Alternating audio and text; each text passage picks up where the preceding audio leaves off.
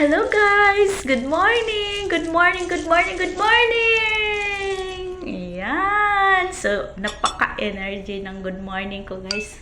Sobrang ganda ng umaga. So, guys, kumusta umaga nyo? Huwag nyong kalimutan mag-prepare ng breakfast. So, ito lang yung breakfast guys, namin guys.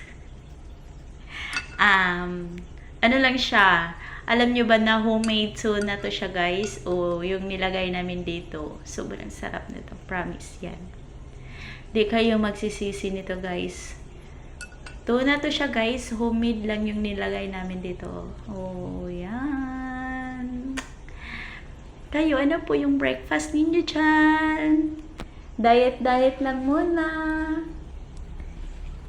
Tapos guys, after sa tuna, lagyan natin nito guys.